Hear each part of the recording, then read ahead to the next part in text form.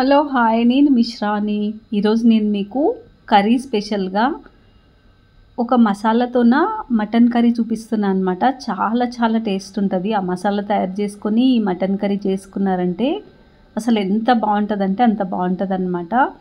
ఈ కర్రీని చూసి మీరు కూడా తప్పకుండా ట్రై చేయండి. ఎందుకంటే టేస్ట్ మాత్రం అసలు వైట్ రైస్ కానీ ఏదైనా సరే, రోటీస్ కానీ బగరన్నం కానీ ఏదైనా సరే దానికి అంత బాగుంటుంది అనమాట. గ్రేవీ కూడా తిక్కుగా వస్తుంది ఈ పేస్ట్కి. మీరైతే తప్పకుండా ట్రై చేయండి. ఒకసారి చూడండి. నేనైతే ఇక్కడ టమాటాలు ఎక్కువ కట్ చేసుకున్నా.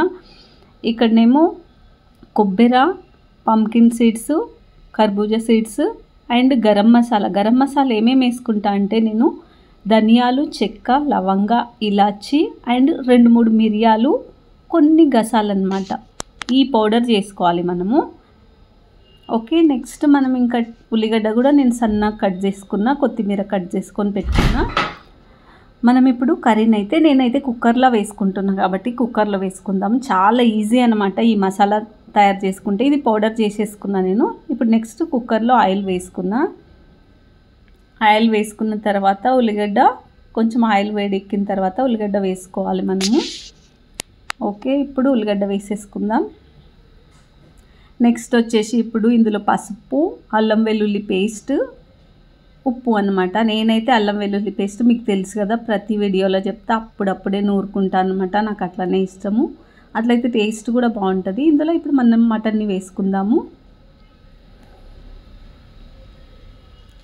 ఇంకా మటన్ వచ్చేసి బాగా ఉడకాలన్నమాట. కొంచెం వాటర్ అంతా వచ్చి దగ్గరకు ఉడకాలి.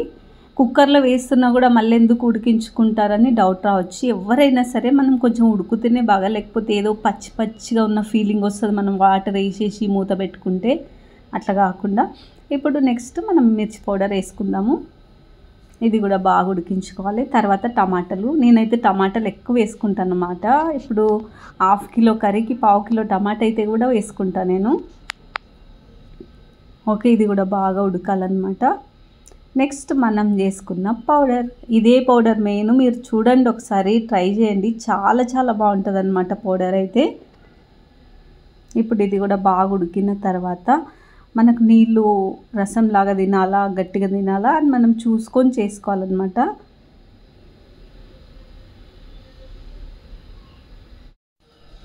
ఓకే, ఇప్పుడు మనం ఇంకా దీనిలో పైన కొత్తిమీర చల్లుకొని ఇంకా మనం కుక్కర్ మూత పెట్టేసుకుందాం ఒకసారి కలుపుకొని. నాకైతే ఇంత వాటర్ ఉంది. ఇప్పుడు ఇంకా ఉడికేసరికి నాకు సరిపోతుంది అనమాట.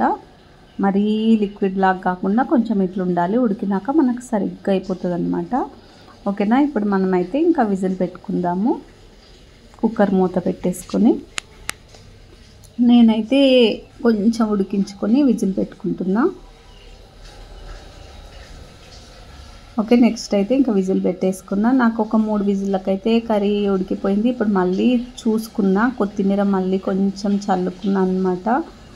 ఒకసారి మనం పీస్ కూడా ఉడికిందా లేదా చూసుకోవాలి కాబట్టి మనం కుక్కర్ మూత గాలి పోయిన తర్వాత చూసుకోవాలి ఒకసారి ఉడికిందా లేదా అనేసి. లేకపోతే మళ్ళీ ఒక 5 మినిట్స్ అట్లా మళ్ళీ ఉడికించుకుంటే సరిపోతుంది అనమాట. మన గ్రేవీ కూడా థిక్గా అయిపోతుంది. ఎంతైనా సరే కుక్కర్ మూత పెట్టి తీసినాక కూడా మనం ఒకసారి బయట ఉడికించాలన్నమాట. అది మూత తీసేసి అప్పుడు ఇంకా బాగా అవుతుంది. మనకు రెడీ అయిపోయింది మటన్ కర్రీ అయితే ఈ మసాలాతోన. మీరు కూడా తప్పకుండా ట్రై చేయండి ఈ కర్రీని.